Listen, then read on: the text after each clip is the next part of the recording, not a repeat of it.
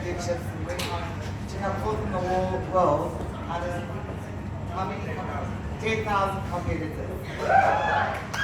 Jabulani doesn't come from a privileged background. His talk that he won the competition was called Garbage Bin Kid.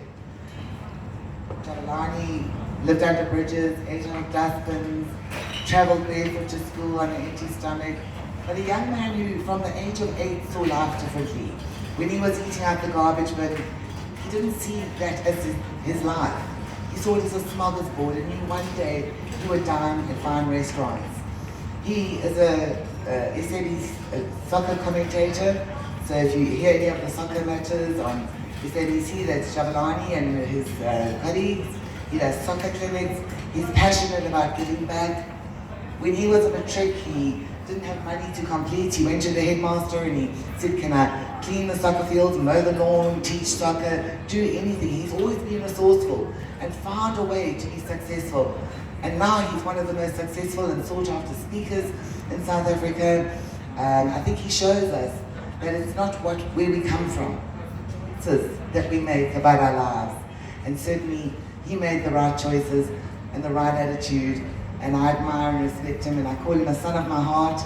I think a lot of you know him. He's done team building with us in Windhoek. A very, very special person and someone close to my heart.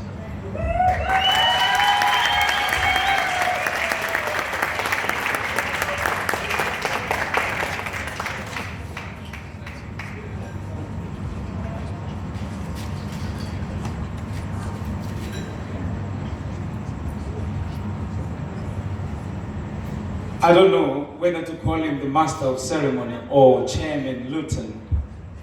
A big round of applause, ladies and gentlemen, for a great job, well done.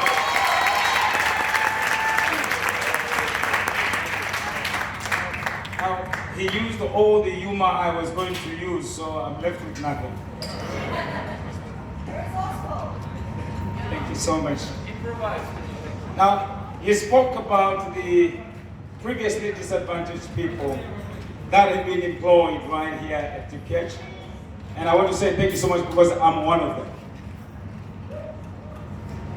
And ladies and gentlemen, because I'm a short man, I appreciate the stage.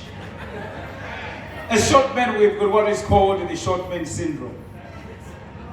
But nonetheless, I would like to be closer to you, so I will leave the stage if you don't mind.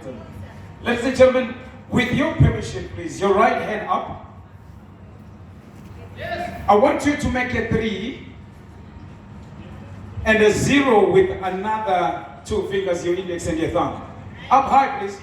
There's always a guy, a man, who when I say up high with your right, they are going with their left. Up high, please, up high. Now, I want you to take your 3 and your 0, especially your 0, as fast as you can. You take it down to your chin. Go. All right, turn around and tell your neighbor that your chin is over here. This is your chin. Turn around and tell your neighbor, this is your chin. Here is your chin.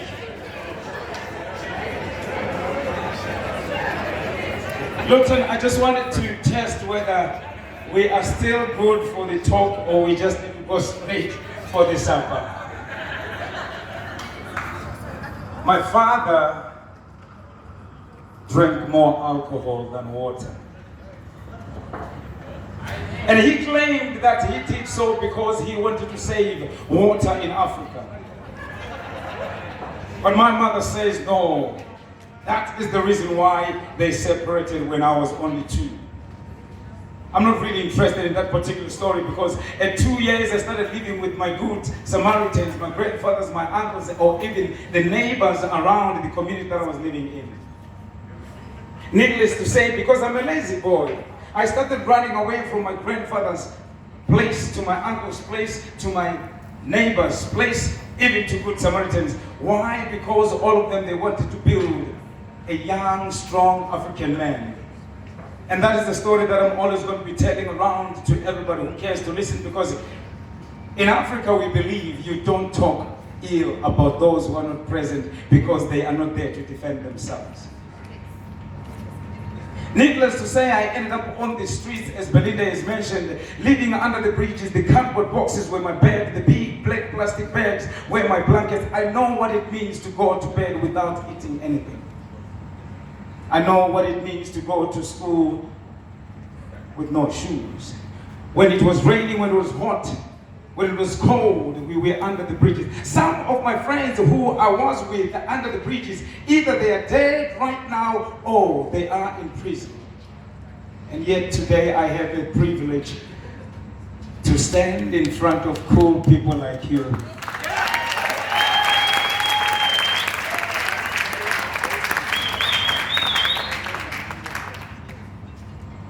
Now,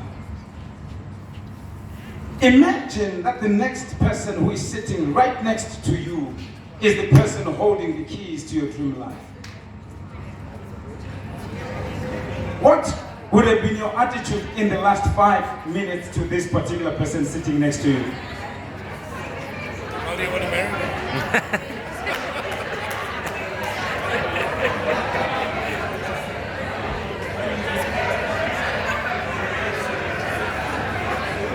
I asked the question because in 2009, I also had the privilege to stand next to the person who was holding the keys to my dream life, but I did not have the presence of the mind to recognize them.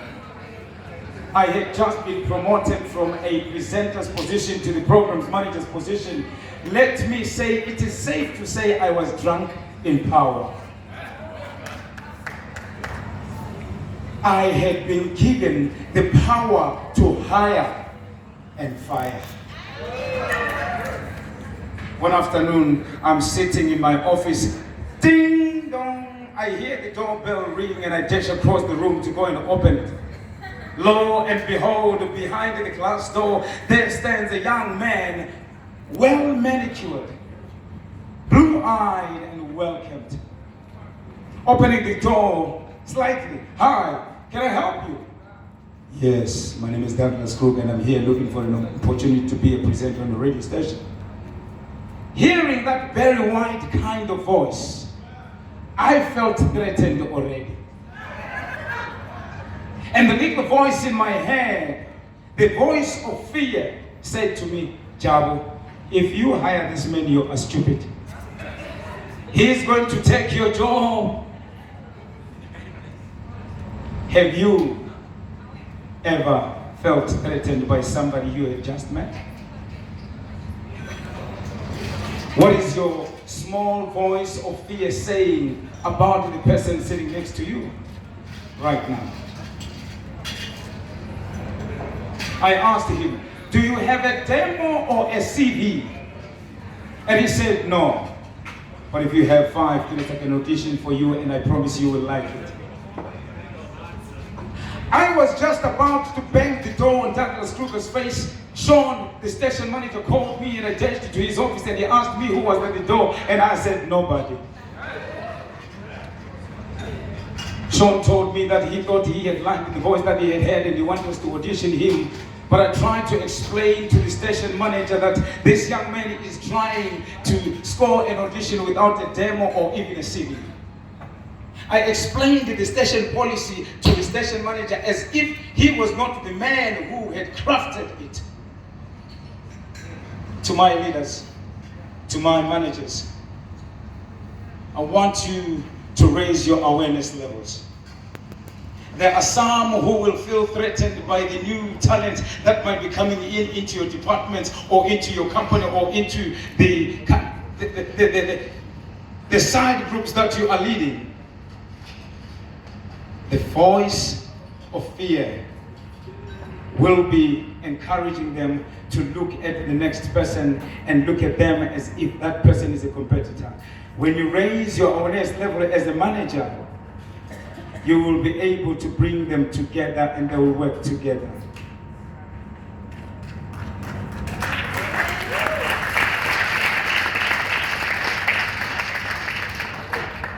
Sean told me that there was a time when he had seen me hiring people without CVs or demos previously because I had liked them. But because he was a leader, he wanted to show me that he let me do what I needed to do because he wanted to give me an opportunity to do my job.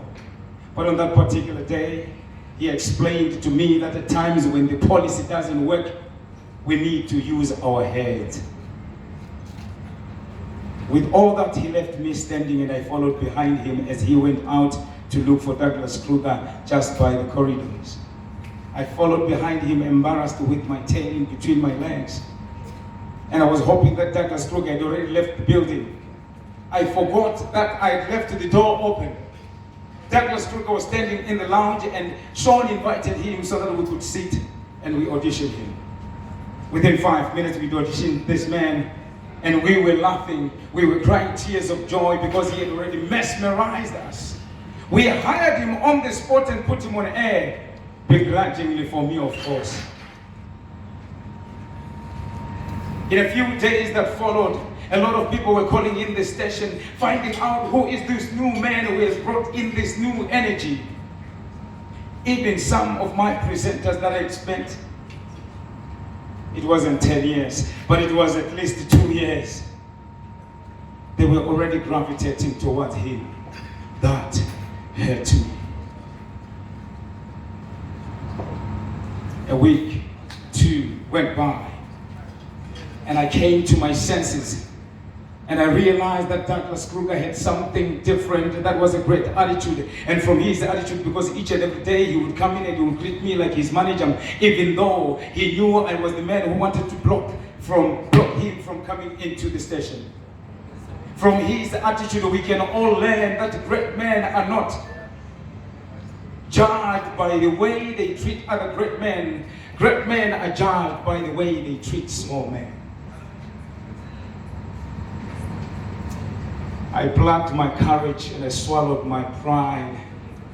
And I went to him when he was drinking coffee outside in the balcony and I asked him a question that I would want you when you are feeling threatened by somebody, maybe by the way they dress, or maybe by the way they speak, or maybe when they win awards, or maybe when they do better than you. I want you to ask this question that I asked Douglas Kruger. I went to him and I asked him, man, why are you so good? Douglas Kruger launched into a story about Toastmasters. He told me that it was Toastmasters that made him to become the speaker that he was. When he spoke, I was glued. I really wanted to know more.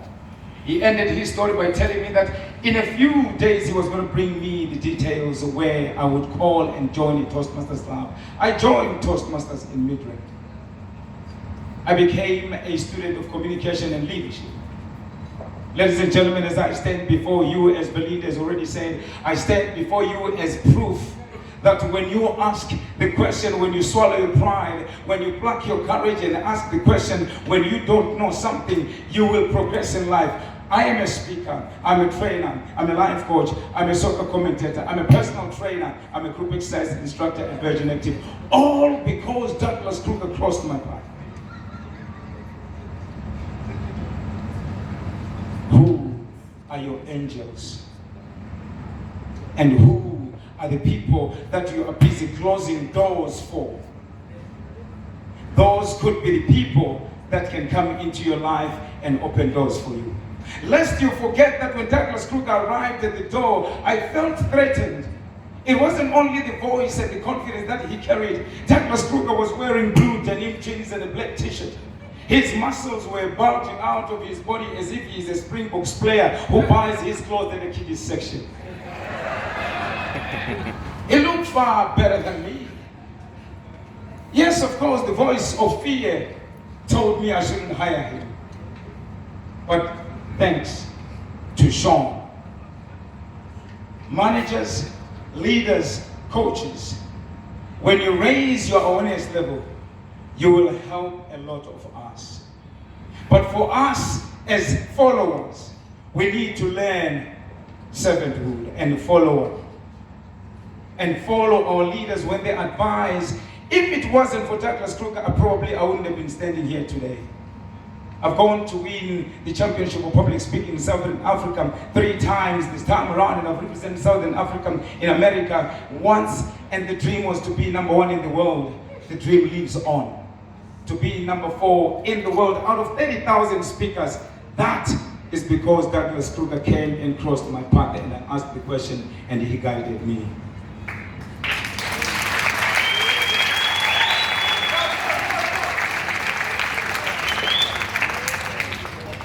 and gentlemen, I'm not telling you this story to impress you. There is a longer version of the speech that we will talk about at some point in time, but for today, I'm telling you this story to impress upon you that you can be whoever and whatever you want to be, for as long as you learn how to be a follower, you follow your leaders, and for as long as you're a leader, you learn how to lead through servant leadership. Because together, it's not personal, it is business. Managers, when you help a subordinate, you're not helping him or her for your own sake, but for the organization. But the organization is good for all of us.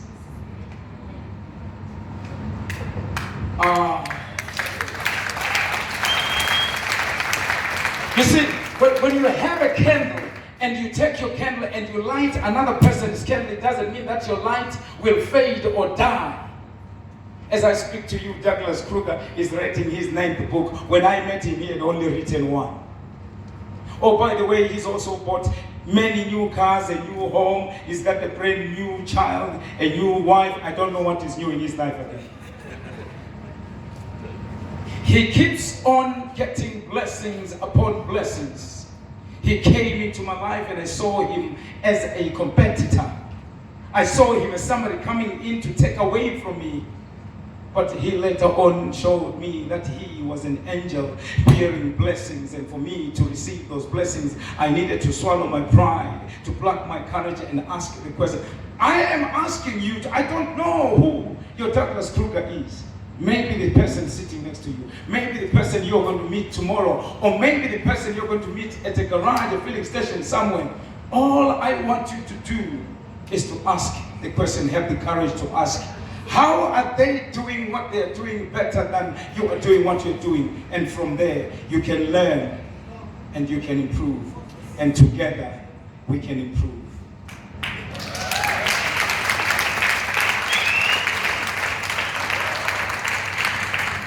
The other reason why I'm telling you this story, I am telling you this story to impress upon you that it is okay to celebrate your angels in your life.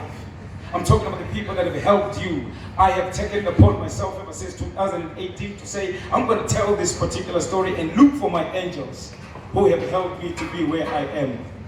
One of the angels of mine is Belinda.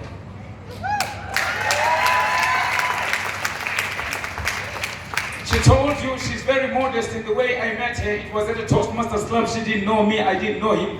Rather, I didn't know her. I didn't even want to go to that particular meeting, but I went and I spoke. What am I trying to say? When Luton, when Chris, when your managers, they give you an opportunity, whether you feel like you don't want to go and do it anyway, because in there is recognition.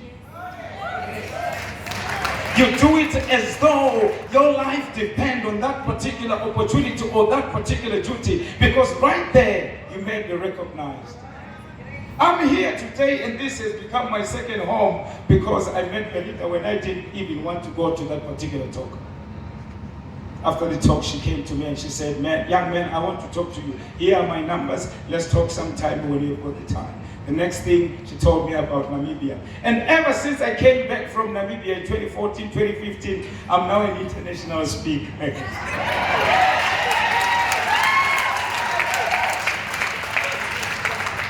And thanks, Luton and the team, for opening your doors. But here's the real thing, ladies and gentlemen.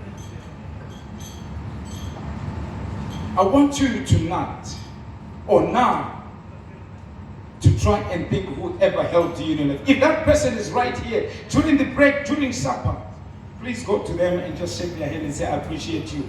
Thank you for what you did for me. Because many a times we wait and celebrate our heroes or celebrate our angels when they are dead. What use? You will buy them flowers when they are dead, but they will not smell them. You will say the eulogy and it will be beautiful in words, but they will not hear. You will do all those good things, but they will not experience them. When you live your life of excellence, you too can help someone like me to live their dream life. Now, what if What if your Douglas Kruger is the person sitting next to you? My question to you, what are you going to do about it when your Douglas Kruger arrives in your life? Honestly, imagine the person sitting next to you was the person holding the keys to your dream life. What would you do? Or what are you going to do?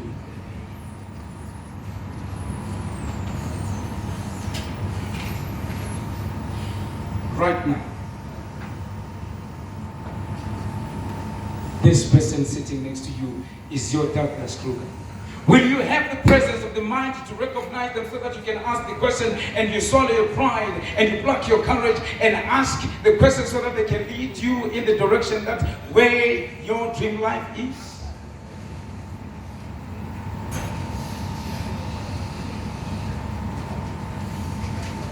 For me, it is my wish, it is my prayer that you progress from where you are. The numbers that Luton was showing us, may it be a blessing that is triple-fold, tenfold, hundredfold going forward, because we get to be working together, we get to be asking the question, and we get to be loving one another, and we get to be listening to one another, working together, because it's not personal, it is business. Mr. Luton, thank you.